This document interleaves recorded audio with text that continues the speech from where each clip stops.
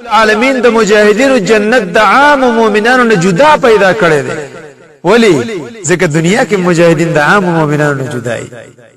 یو سړی منځ کوي، یو سړی حج کوي، یو سړی تدریس کوي، دعوت کوي، همدغه مؤمنانو سره به ګرځي راګرځي، عام خلکو سره کافر سره به ګرځي، مرتد سره به ګرځي، څوک ته څه نه وایي.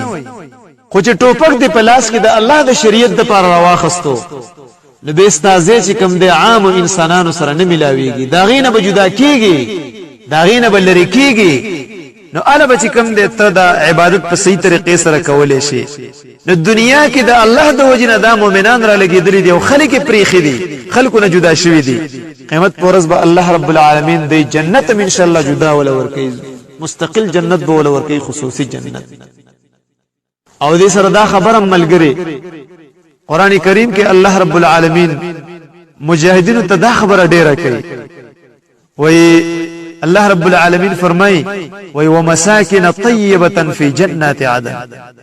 الله رب العالمین به مجاهدینو تاسو له خیسه کورونه درکې، طیبه هغه کورته وای چې ظاهری لحاظ سره ډیر اوچت او ډیر اعلی کوری، او طیبه پاک کوری، پاک د الله نه فرمانی پکې نه، ګناه پکې نه، خفګان پکې نه، مشکل او مصیبت پکې نه، بیماری پکې نه، داسې پاک کورونه بدل درکې. دا الله رب العالمین ولی کورونه او ته ولی یادای. ځکه زما عزت مند عام مسلمانان چې کوم دی په بنگلو کې او په سہولیاتو کې اوسېږي، عام مؤمنان په مزو کې اوسېږي. یو مجاهد دی دا خړپړ مؤمن، دا خړپړ مسلمان چې دی د الله رب العالمین د مخ د پاره او د غي د جنت په سود باندې او د غي په تمه باندې دا خړپړ دنیا پر د سہولیات پریخي دي، دا بنگلي پریخي دي، دا ایر کنډیشنی پریخي دي، دا ایر کولري پریخي دي. کله یو ځای کې او کله بل ځای کې، کله د ګټې لاندې خوب کوي، کله د سیړۍ لاندې خوب کوي، کله یو کرمیل مشي، کله بل کرمیل مشي، کور نه دی معلوم، در نه دی معلوم، زین نه دی معلوم.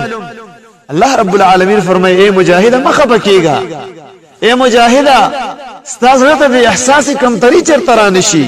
اے مجاهدا د دنیا والو د کورونو ته مپسخیږي، د بنگلو ته مپسخیږي. ومساکن طیبه فی جنات عدن، پاک کورونه بدل درکم، خیسته کورونه په جنت الفردوس کې، همیشوالی جنت کې الته بدل کورونه درکم. ذکر الله رب العالمین مجاهدینو ته کورونه یادای. زما عزت مندو، زما عزت مندو دې خبره ته سوچو کوي.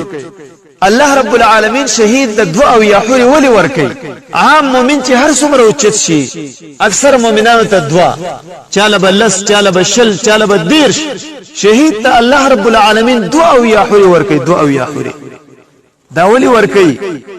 ويزوج 72 من الحور العين. الله دې موږ تاسو د شهادت نه محرومای. زما عزت مند، زما دې پر رب باندې قسمی مزید والله العظیم چې مزید، والله العظیم چې کامیابی ده، والله العظیم خوندونه دي، په الله مې دې قسمی لذتونه دي. هغه حرام بن ملحان رضی الله عنه په کیسه کې راضی کنا، صحیح بخاری قصه راوړې ده. کله چې ویغه مشرکان سره ولاړو، یو مشرک د شا طرف نه چې کم دی په نيزه باندې په املا کې وشتو، هغه وی راولګي د وینې د سره واخسته، شهید کېدو کنه، وینې د سره واخسته، خپل مخ باندې د وسولولې. او وی فرمایل فزت ورب الكعبه، د کعبه پر رب مې د قسم چې زه کامیاب شم. دا ویني ولی په خپل بدن باندې ومګلې، دې لپاره ومګلې چې زباز خپل رب ته مخامخ شم. رب ما ته وی چې بندا ته ولی په دې وینو باندې ککړې، زبو ته مشرب استاد مخ د بار زما د وینه توې شوې ده، ستا په دین باندې زما د وینه توې شوې ده، ستا په دین باندې زما د بدن وینه روانه شوې ده، ستا په دین باندې ما خپل سر ور کړې ده.